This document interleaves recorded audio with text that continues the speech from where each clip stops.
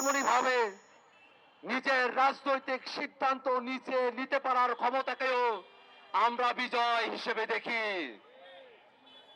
কিন্তু ৭১-এর ১৬ই ডিসেম্বরের পর থেকেই এই বাংলাদেশের রাজনৈতিক সিদ্ধান্ত বাংলাদেশের রাজনীতিবিদেরা নিজেরা গ্রহণ করবে, ভারতের দাবিদাররা সেটা সহ্য করতে পারে নাই।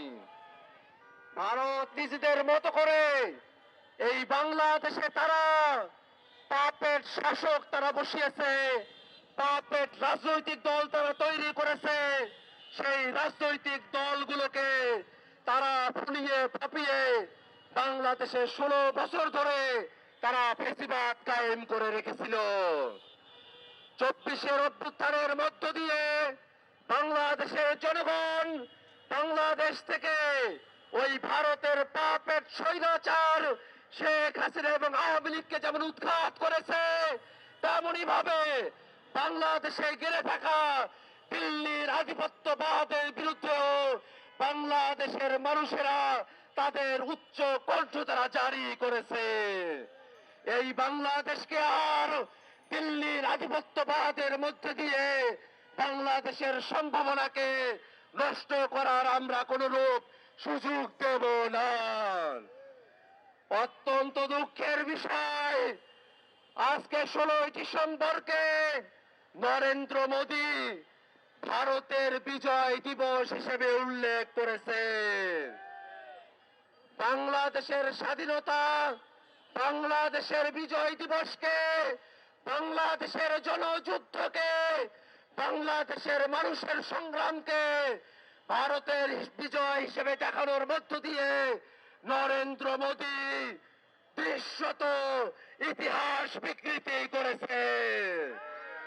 বাংলাদেশের জন্মের সাথে লেগে থাকা ইতিহাসকে বিকৃতির দায়ে অবিলম্বে নরেন্দ্র মোদীকে তার বক্তব্য প্রত্যাহার করতে হবে এবং অন্তর্বর্তীকালীন সরকারের কাছে আমরা আহ্বান জানাই, এটা কোনো ছেলে খেলা নয়। বাংলাদেশের বিজয়কে ভারতের বিজয় দেখিয়ে ইতিহাস বিকৃতি করার ছেলে খেলাকে রাষ্ট্রীয়ভাবে প্রশ্রয় দেওয়ার কোনো সুযোগ নেই। অবিলম্বে অন্তর্বর্তীকালীন সরকারকে রাষ্ট্রীয়ভাবে দায়িত্ব নিয়ে মোদীর এই ইতিহাস বিকৃতির বিরুদ্ধে বিবৃতি জারি করতে হবে। ভাইরা আমার, সামনে নির্বাচন অনুষ্ঠিত হবে।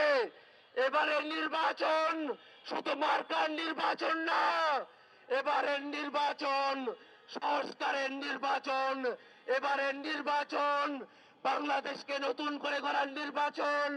অতএব বাংলাদেশের জনগণকে এবং জাতীয় নাগরিক পার্টির সকল প্রার্থীকে আমরা আহ্বান জানাই, জাতীয় নাগরিক পার্টির কথা শুধু নয়, সংস্কারের পক্ষে হ্যাঁ ভোট যাতে জনগণ প্রদান করে তার জন্যই আমরা আমাদের ক্যাম্পেইন চালিয়ে যাব। সংগ্রামী ভাইরা আমার, এই ক্যাম্পেইনের মধ্য দিয়ে নতুন বাংলাদেশ হবে সেই প্রত্যাশা রেখে